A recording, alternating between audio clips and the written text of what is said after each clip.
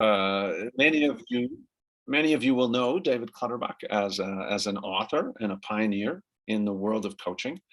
I know him as someone who always treated me with collegial respect and dignity, and really challenged me to step up as a leader and as a coach. So I see him as a colleague and a friend, and delighted and thankful that he's worked that way with me. So say hello, David. Hi there, everybody. Good to be here. And Tony Dickel has been around coaching for a long time in Asia, a UK person. Once he speaks, you'll hear his accent. And Tony's always, helped us as an organization remain on the cutting edge. We saw things, and very often in the beginning, he saw further. And part of the impact that he's had on our coach training and our organization and on the profession, particularly in Asia and now the world, has been really leading us into some new areas of grounding in vertical development and neuroscience, and extending it into mindfulness. So Tony's been a pioneer, at least on the leading edge of coaching. So welcome, Tony. Thank you. Great. Brilliant. Well, when we promoted this, we had some topics that we thought we might jump in on, but rather than us just sort of starting somewhere, what we wanted to do was find out from you. So Annie's going to launch a poll, and we have those topics that are there. And certainly if there's something missing or something you think might be important to the future of coaching that you'd love to hear us talk about, please feel free to put that in the chat. So feel free to launch that poll, Annie, whenever you can.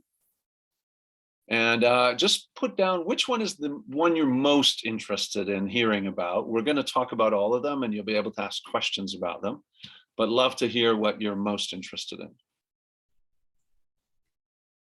Okay, we're getting really fast responses. Over 20 people have responded already, so thank you so much. And I can say that there's so far a clear winner in what people want to hear which about. One is that? So we've had 37 responses.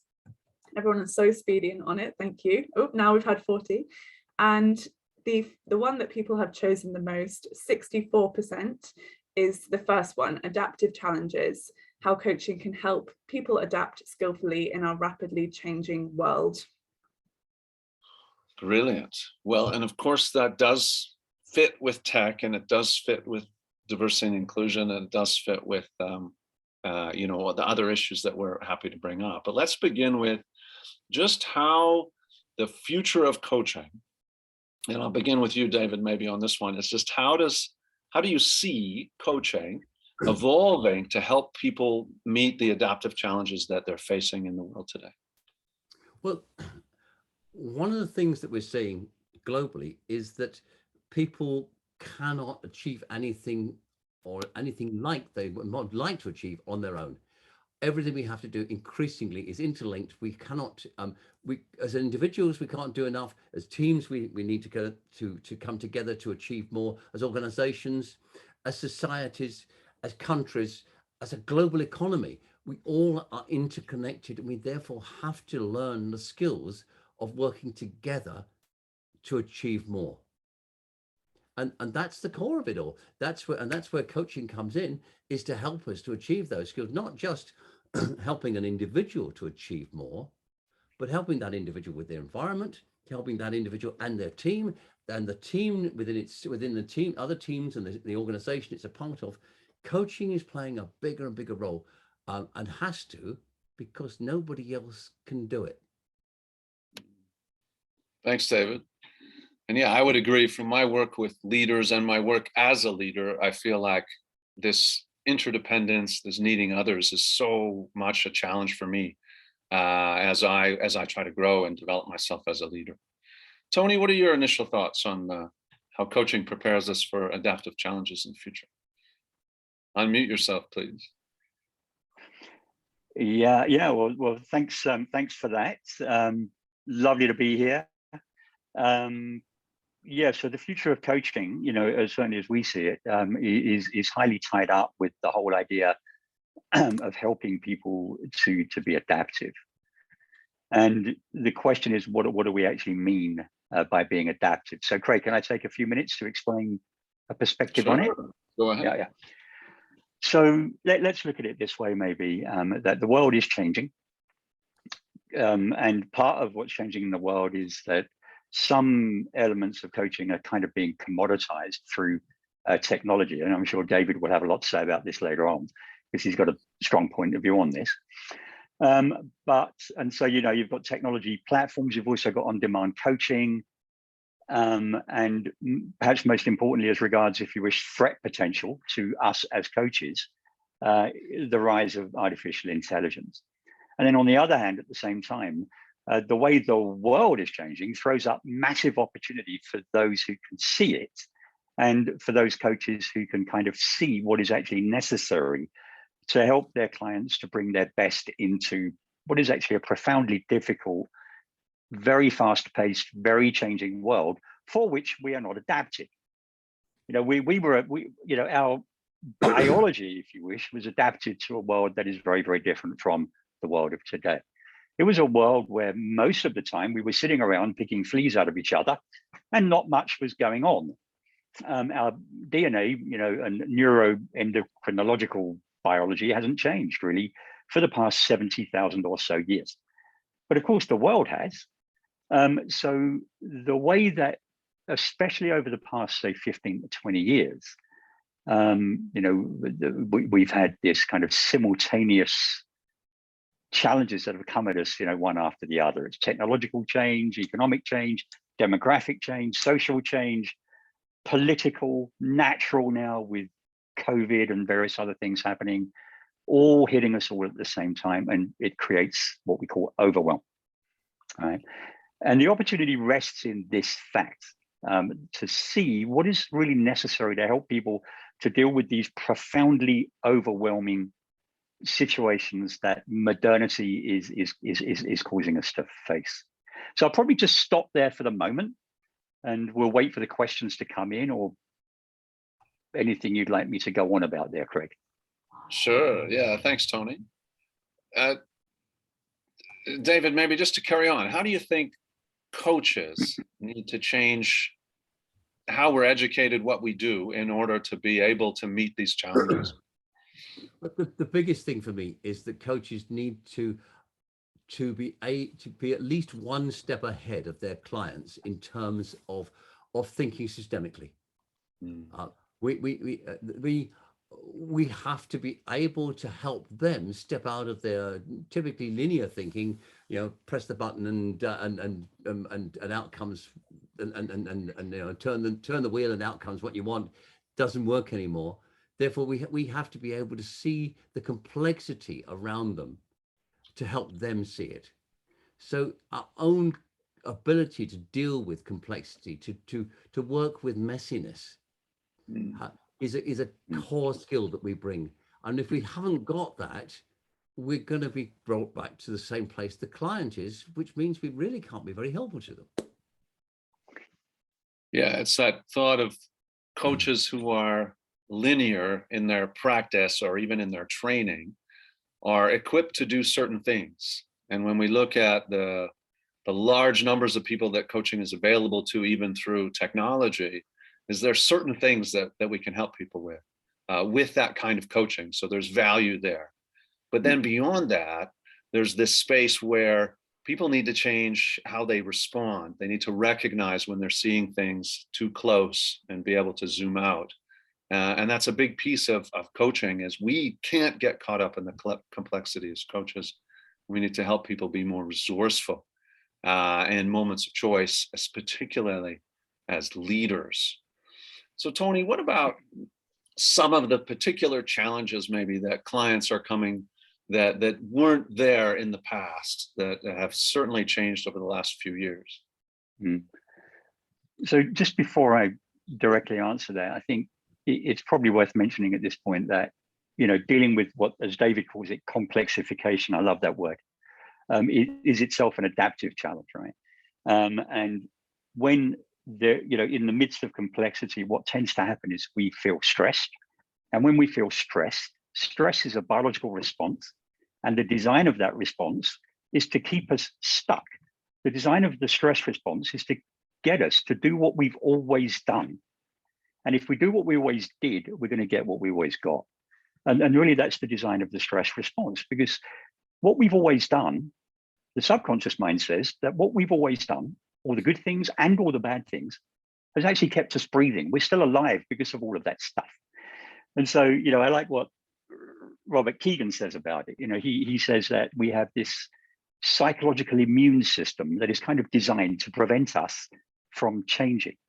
And of course, as the world is becoming more complex and changing, we need to stop reacting to what is the first thing that comes into the mind, or perhaps the first thing that comes into the mind-body system, and start noticing what's going on in the mind-body system, noticing how we are trying to cope with the stresses of the modern world, and then bring online what is actually useful, what is actually called for to respond skillfully to that situation. Remembering that in each and every single moment, we are always doing something. We always say we're in the middle of something. Even if that something is chilling out on the couch and watching Netflix, it's still doing something. And the forerunner of that doing or not doing is what we would call is the mind-body system, which is kind of watching and directing our behavior moment by moment, creating and amplifying impulses either to act in service of the things we want or not, depending upon an automatic appraisal that the mind is making without often us knowing it, of what is the most important thing to us in that moment. And the process by which we create these impulses in reaction to the phenomenological world, because I've lost the tooth, is known as meaning making or sense making. And our behavior in response to a particular situation is determined by how we are sort of automatically making sense of that situation in the moment. And sadly, this is often not useful to us. The way that we make meaning from events that then create emotional and psychological impulses to act it would be really lucky if they just took us in the direction that we wanted to go, because many of them have been installed very, very early on in our lives. All right. So thanks, Tony. Maybe we'll just shift a little bit, if that's all right. So David, one of the challenges that's there that more and more we're doing in coaching is working with people around diversity and inclusion, and helping leaders and teams to be more skillful. And again, thinking more about the future, like where's this all going? What are some thoughts you have about that? Well, I talk often about the decolonization and the democratization of coaching and mentoring, and what we mean by that, by both of those, is that we have to be much more open to different ways of thinking from different cultures and different traditions. It's not true that coaching is something that's invented in the West. It's something that's been a core part of learning behaviors for thousands of years. And so to be much more inclusive is important in terms of the cultural background of coaching, but at the same time to make it more available to people. At the moment it's still something primarily reserved for the elite and the privileged in society. It's got to be made much more available to everybody, because if it's not, we're wasting all those resources that the people that could actually contribute so more to society, if they were enabled to do, can be supported in taking their role in society by having coaching and mentoring. And we have to make it available to them. Thanks, David. And I'm reminded of how one of the big changes that we've experienced in the training of coaches is that coaches are much more reflective about their own bias, their own preferences, their own reactivity to things, and also their own exposure, and part of our coach training methodology is really helping people to work through and transform at a level of values, at a level of bias, so that we're as coaches much more capable of having a wider view, a view of the systems and the complex adaptive systems in which people work and operate as well. And certainly, Tony, as you think about the future, so where does coach training need to go in order to produce the kind of coaches that we need? Well, of course, in my personal opinion, coach training needs to go into kind of two directions. I think the first direction is really, as David pointed out, is helping people to think systemically. And coaches need to learn how to deal with complex adaptive systems in which, that we're in the middle of. And we also need to help coaches to help their clients to deal with adaptive challenge, where the adaptive, so thinking systemically, being aware of the impact of systemic pressure on an individual or on a team is just the first part of the story. The question is, what are we doing with that awareness? Firstly, the process of helping a person be, if you wish, acutely self-aware of what's going on within their own personal mind-body system in response to the challenges of the complex adaptive system in which that mind-body system is resident. That challenge of helping a person to just be aware of it rather than caught up in the flow of it is what we need to help people to be aware of. Then we need to help them to be, let's say, we use this expression, we call it the four balances. Helping a person to be motivationally balanced or motivationally competent means that we help an individual to discover what is the cause of genuine happiness and success for them. But once they've got that compass, then we need to help them to keep their attention on that compass.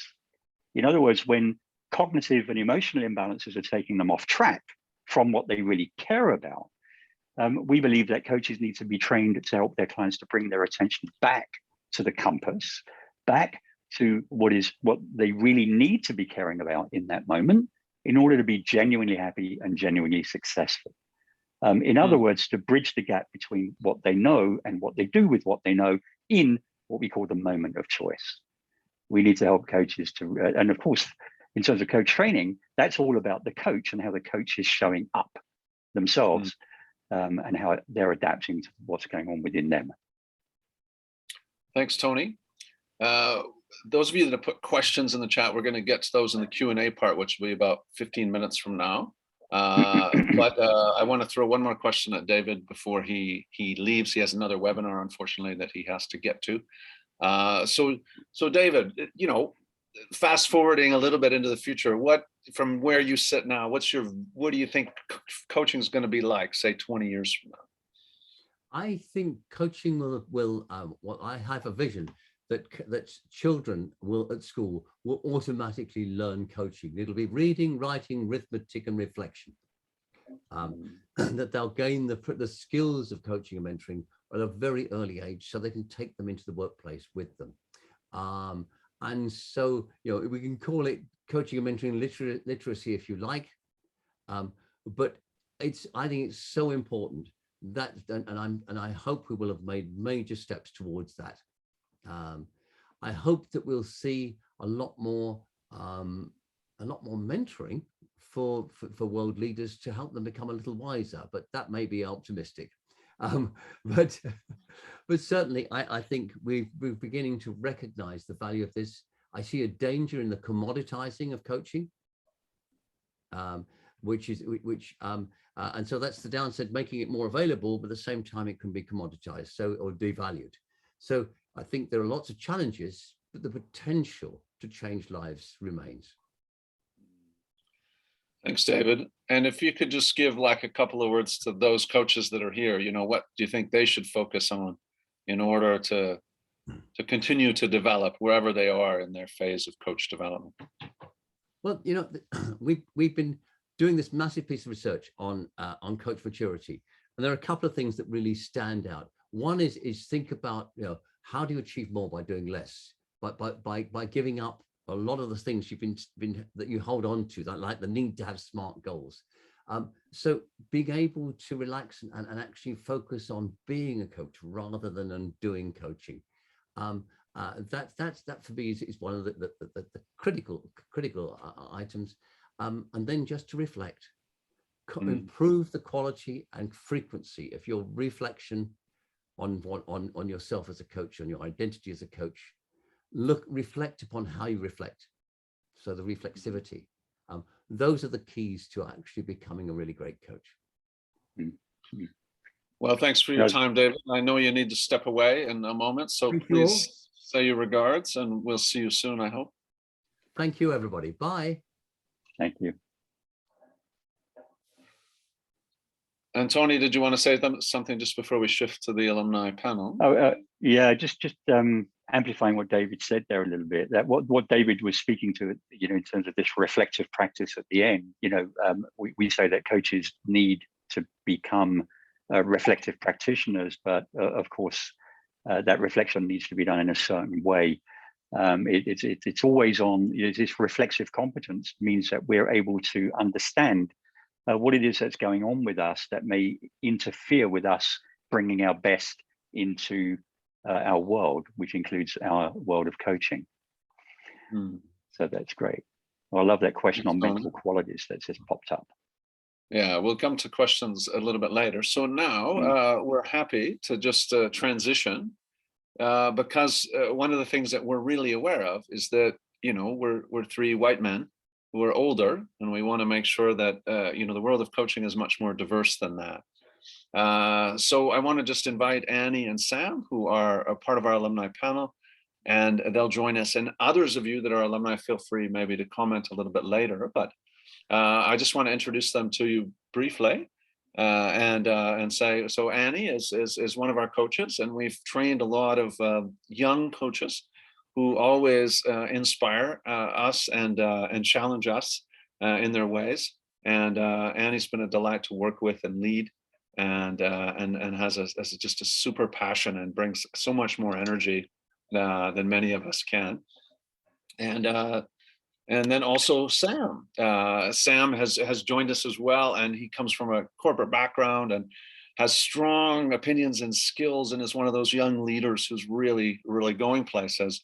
And he's just jumped into the coach journey and allowed it to transform himself, and loves to work with others and help them. So maybe Annie and Sam, just each of you, I'll have you go first, Sam. Just share a little bit about how are you using coaching right now, just very briefly, and then I'll connect you to the future of coaching agenda in a minute. Right. Thank you, Craig. And hi, everyone. Thanks, Tony and David, also for that very inspiring and informative. So for those of you, I think I've met some of you. For those that I haven't met, I'm Sam. I'm a Hong Kong-based coach. And I've started my coaching journey in 2018 when I left the corporate world, as Craig mentioned. And I did my training at Transcend, actually. And since then, I've become a PCC certified coach and soon to be senior practitioner with the EMCC as well. And how I'm using coaching right now. So of course, I've been coaching lots, but also it has benefited me. And three themes that I'm seeing in kind of my coaching and my work is, one is the diversity that you're talking. I am glad that you mentioned that. So I'm of a global disposition. I'm Jordanian and Filipino, so multicultural background, but also an LGBT individual. So a lot of the clients that I work with, or the individuals that are attracted to the work that I do, are of, let's say, diverse backgrounds, but also face challenges because of their different identities and kind of differences, right?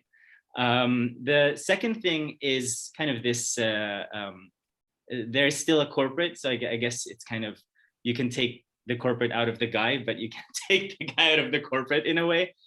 So I used to work at Google, and through the kind of coaching and training assignments that I've been exposed to through Transcend, it's mainly been in the world of business and kind of multinationals, but which I find very, actually very stimulating and fascinating. There's a lot of challenges and opportunities that emerge out of that world. The third thing is something that is dear to my heart, which comes from actually my background as a wellness practitioner. And that obviously comes into my coaching a lot. And the practices that I'm familiar with and have expertise in is yoga and mindfulness. So, practices for optimizing the body and the mind, the inner world. And especially right now with all the changes that is happening in the world and the stressful impact that it has, I can see that coming into kind of my coaching work a lot, actually. Yeah. Thanks, Sam. Thank Appreciate you. that. And we'll hear more from you in a minute. Annie, what about you? How would you introduce your coaching practice at present?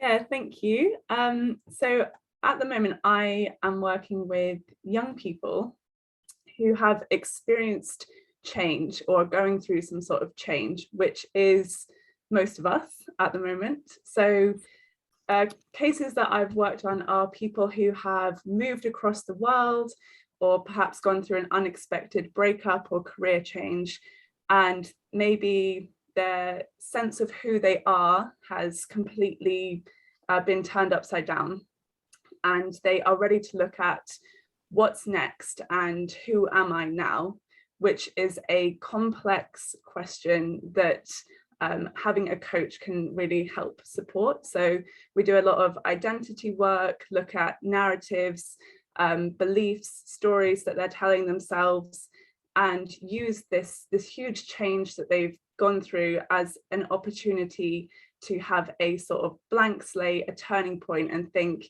who can my best self be coming from this huge challenge, this huge unexpected change, and yeah, what's next for me? So that's the kind of work that I'm doing at the moment. Thanks, Annie. And then maybe I'll come right back to you, as we've sort of had these topics that we've explored about adaptive challenges, the accessibility of coaching, DEI and coaching, and tech. Is there anything that you feel you were prepared for through your training with us, or anything that you've learned since then that really connects to those topics? Yeah, definitely. So David spoke about having a reflective practice and how that he envisions that being in schools, which really kind of lit a spark in me, because I used to work as a primary school teacher.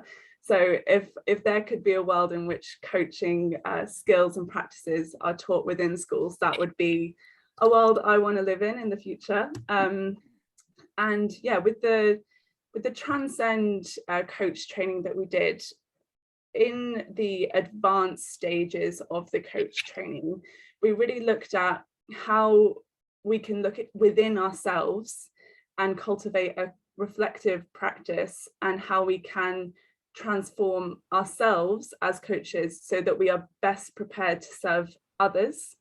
And I think that has really prepared me, because in the training, I learned so much about myself, and so we did like values and looking at what our best self looks like. And now I have a A3 sheet on my wall that has a title saying my best self. And it has like 15 things that are statements that are aspirational that I would love to be showing up as.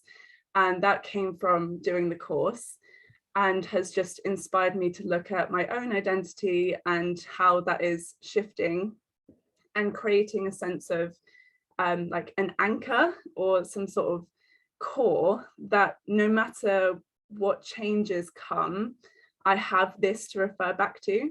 Because I know that I'm not a finished product. I know that we are all works in progress, and the training that I went through really helped me to see that having this reflection and this kind of idea of looking back at what would I ideally like to be showing up as, and what is happening instead, or how can I reflect on how my beliefs and values and my own story has influenced what is going on for me right now. That has really helped me have empathy for my own clients, and meant that I'm able to just be present and trust that I can have these difficult conversations and ask the questions that support my clients in the best way. So yeah.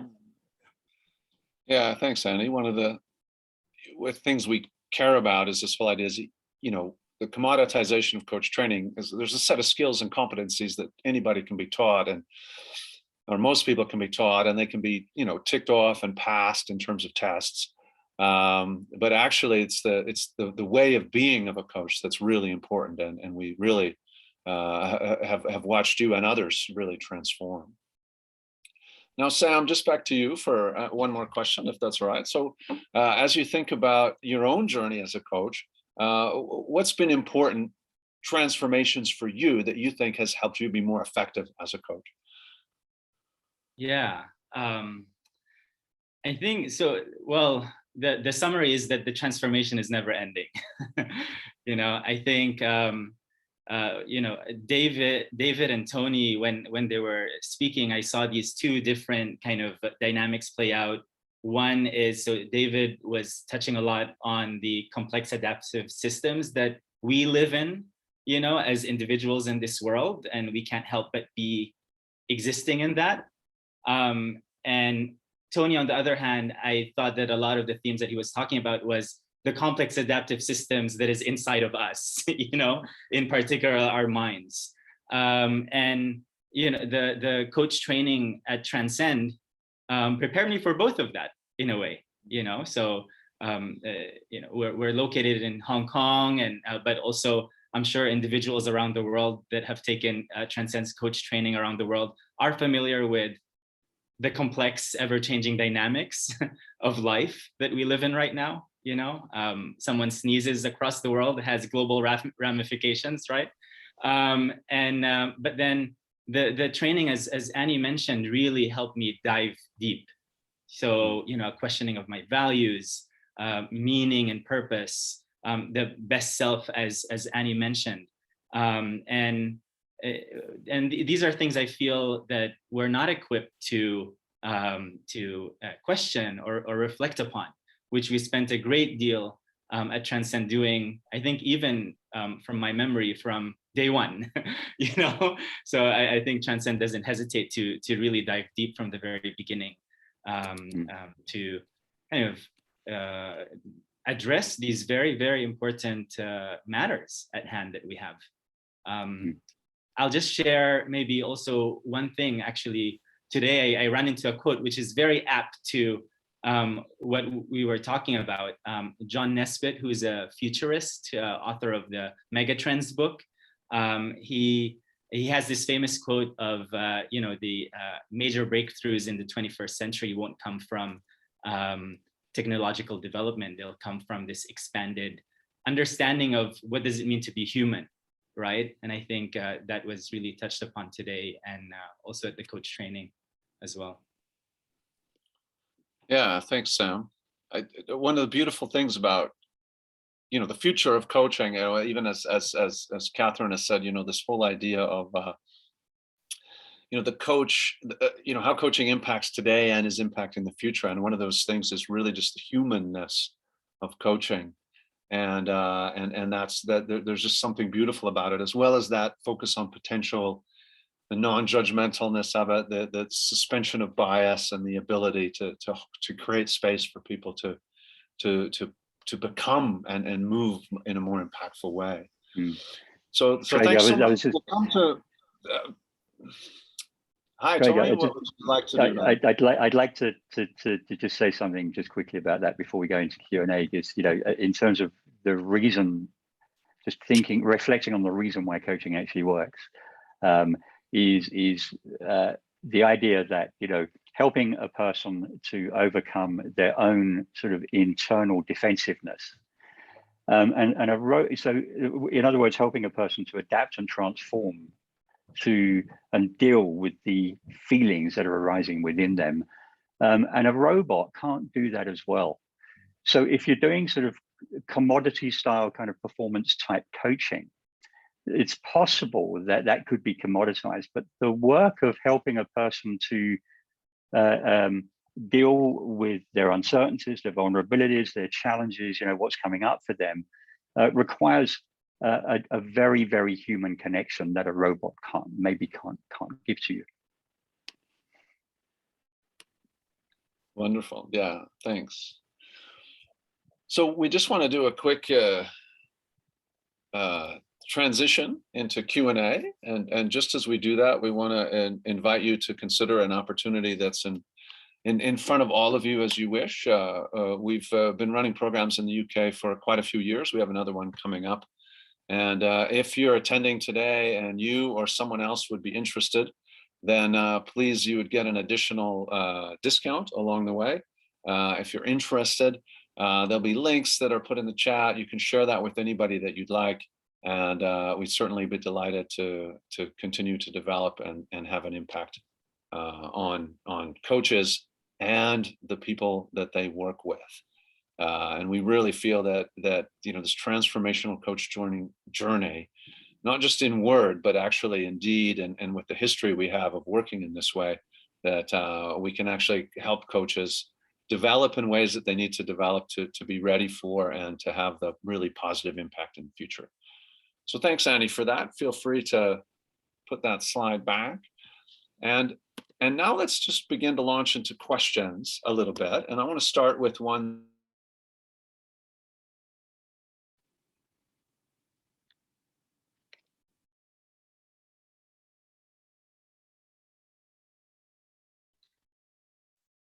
Okay, Craig has frozen. So maybe I'll just deal with a question that's come up while we're waiting for Craig to come back. So there's a question on what are the mental qualities that may be necessary in order to help a person to transform. And I really love that question, and it's really quite a profound question. And maybe you can look at it in two potentially different dimensions. So the one that I'm going to choose is to look at starting point being present. So let's say the starting point is the ability. So presence, as we would define it, and there are many definitions of presence, but the way that we define presence is the ability to notice what is going on in the field of your experience without reacting immediately to it. It's just noticing as a witness what's going on in my mind, what am I thinking right now, and what emotions are arising in the field of my experience right now, and just sitting with it for a moment. And we call that patience. So we define patience as the ability to sit with an impulse without an immediate reaction. And once we have presence and patience nailed, we can then ask, oh, wow, we can say, oh, wow, look at that. That hurts. And then we can just be patient with it, which is not roll our eyes, not interrupt somebody, not yell at them or whatever it might be, but instead just ask the question. And we call this curiosity. Curiosity is, so what is it that's driving my experience right now? And in what way is it taking me off track, or in what way is it keeping me on track? And then once we've got that nailed, we can then use the power of trust. So trust is the ability to know that the storyline that is driving my somewhat uncomfortable experience right now may not be true. And then it may not be true, but it is there to try to protect us from pain, often emotional pain. But probably it isn't true. And if I act in service of what it wants, then I'm going to do what I always did, and I'm not going to get what I would love to have in my life. And I'm not going to be able to move forward. So I'm going to trust that that story that is driving my experience, which is designed to keep me safe, is actually more dangerous than than the behavior that arises from believing that story and acting in service of that story. So we do all of that, and then we can redirect our attention to what we actually want, rather than what the story is telling us that we don't want. And then maybe we have a chance of bringing forth the appropriate behavior. We call that letting go, and then redirecting our attention to what we care about, bringing forth in that moment. And that sequence is kind of necessary to enable transformation, because it gives us the space in which to bring our attention back to our values, the way that we would like to be in the world, to what we really care about, and how we would love to be able to show up in situations like this when we're feeling uncomfortable, if that makes sense. Yeah. So thank you for that question. Very good and profound question. Apologies. Craig, you're back. Yeah, I just disappeared for some reason, but glad to be back. Are there So any? I took one of the questions while you were away, Greg. So Okay, great. only Which, one. I was going to jump on this. How do we integrate climate change into coaching? Did we explore that yet? Not. So the take on that one in a view is this: is one, the coach is meant to be not bringing an agenda into coaching. So anything, even if it's good for the planet, et cetera, that we really care about, we need to be wise about how we bring that into our coaching. And we challenge coaches to be quite clear about what that means to them, and to be overt about the fact that this is one of the agendas that they happen to hold as a coach, and also an agenda that's important globally. So, and I would add that to anything that you think, whether it's climate change, whether it's diversity, equity, and inclusion, whether it is Black Lives Matter, whether it's religion, whether it's some point of view on education. These are all things that as a coach we need to hold and recognize that the imposition of someone else on that, of our agenda, is actually moving out of coaching and into a different kind of a space. But at the same time, and we have a number of coaches who really specialize in helping people develop their own personal or organizational plans around climate change. So they actually have coaching programs that are focused on that. And again, we help them to get their point of view really clear, be transformed, and then bring that to the market in a way that's non-invasive. And of course, they're attracting clients who are interested in that particular topic. So that's a way. David and I were recently on an event called Supervision for Social Change, where we're looking at how can we as coaching supervisors and team coaching supervisors and supervisors of supervisors help drive a social agenda among coaches, and help coaches be effective and skillful as they seek to just bring these large issues to bear. But at the same time, Tony, I would say, along with well-being, which is also very, very, very significant right now, these things are on people's minds. It's not like they're not on their minds.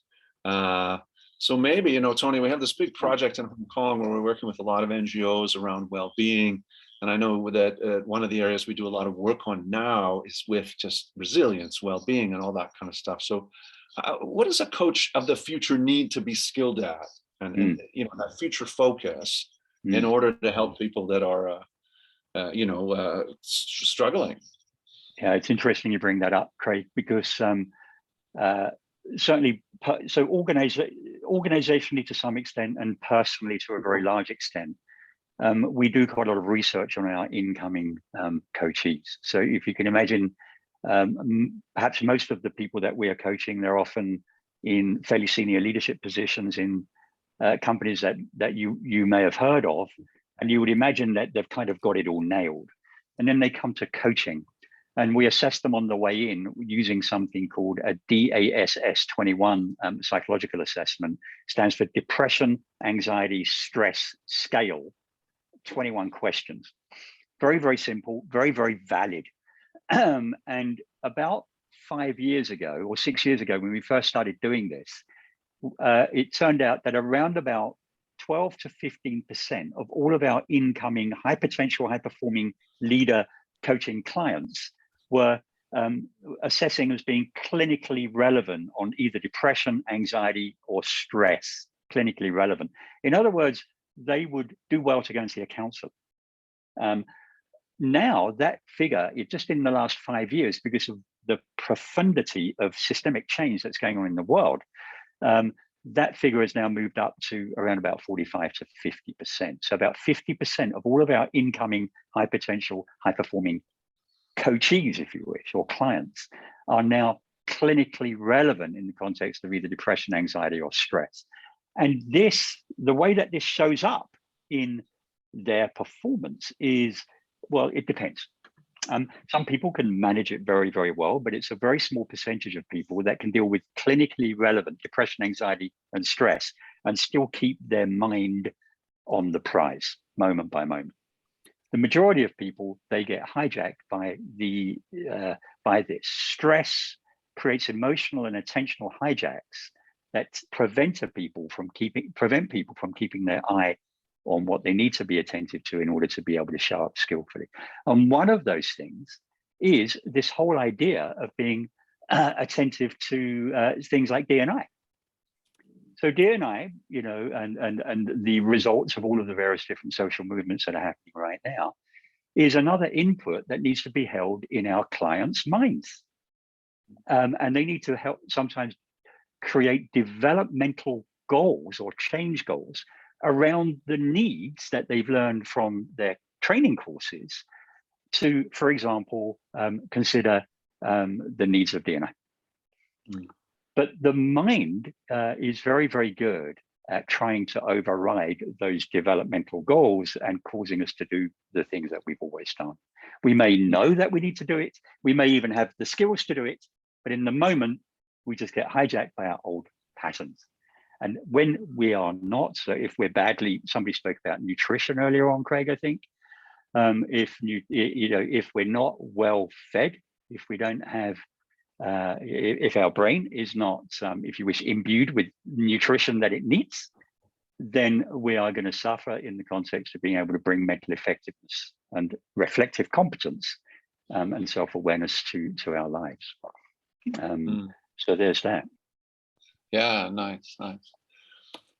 So one question I'll just pass, and see what happens is, and I'm going to change it slightly. Is the question was about how will coaching shape the future, and then I think the shift would be, for our purposes, what kind of coach can shape the future? What kind of coaches do we need to be to shape the future? So I'm going to ask Sam to have a go at that before Tony and I and Annie, if she says yes, we'll also see as well. So Sam, what do you think of that? What kind of coach do we need to be to shape the future? I think very human-centric. So, when we talk about future, there's a camp that thinks that it's all about technology, AI, robots. But and I wish we've actually talked about that today. I'm genuinely curious about how AI is shaping coaching or the future of coaching.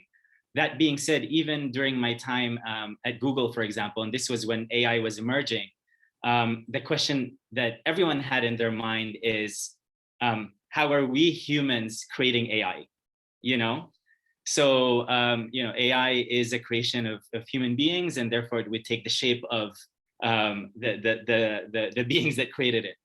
And where coaching comes into that, and kind of how coaches contribute to the future, and what kind of coach can contribute to the future is someone that is always expanding and transforming the concept of themselves, as a human, and therefore enabling and helping others go through that same journey. Coaching is a learning journey, it's a transformation journey, and I think something that we've learned to Transcend is you can't take someone to some place where you haven't been yourself also. So a coach that also has the courage to go through that as well. Thanks, Sam. Annie, do you have a thought or? Yeah, similar thought.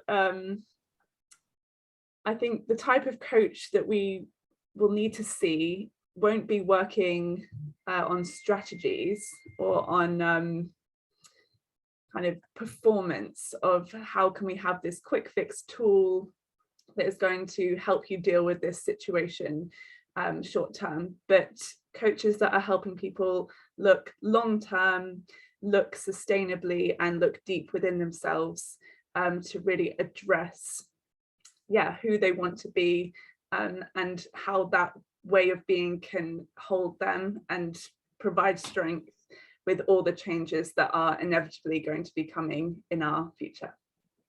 Nice. Yeah, and I mean, just before Tony gives his answer on it, I think, my thinking is one, there's coaches who are specialized in certain areas, and I think there'll be some specialists in climate change, in mindfulness, in deep work, And there'll also be those generalists around performance and other pieces achieving those goals. Whether one coach can do it all, I don't know if that's going to be possible with the level of complexity that's there. But certainly there's coaches that maybe need to hold, and David and Tony and I and Lise Lewis have talked about this, maybe teams of coaches or teams of supervisors might actually be really skillfully needed in the future. So Tony, what's your thought? What kind of coach do we need to be or need to have in order to shape the future? And then we'll wrap up at the half hour after that. You want me to answer this in 3 minutes, right, Greg, or less? This is going to be hard. So 1 minute. 1 minute. 1 minute. Okay. So fundamentally, we need, the world is becoming more and more complex. By default, the mind reacts to complexity by creating stress. It doesn't do it very well by default. So we need, firstly, to help ourselves deal with complexity as coaches, to keep ourselves calm, to keep ourselves attentionally balanced, motivationally balanced, cognitively balanced, and emotionally balanced moment by moment, which means that we can notice what's going on with us, check in with ourselves moment by moment, and just keep asking the question, what serves? What serves? What serves the client? What serves the relationship? What serves the client's system in terms of what they're in the middle of? And keep asking that question. And use our own emotions that might pop up as a trigger to ask that question again. And what we're really doing through our coaching work is really helping our clients to keep asking that question of themselves moment by moment as well. Thanks, Tony. Thanks everyone for joining us. We're completely willing to hang around and have an open Q&A in the next little while. So if you're ready to go, please feel free. If you'd like to stay afterwards and unmute yourself, and we'll have some questions and conversations for about 15 minutes. If you're interested, please feel free.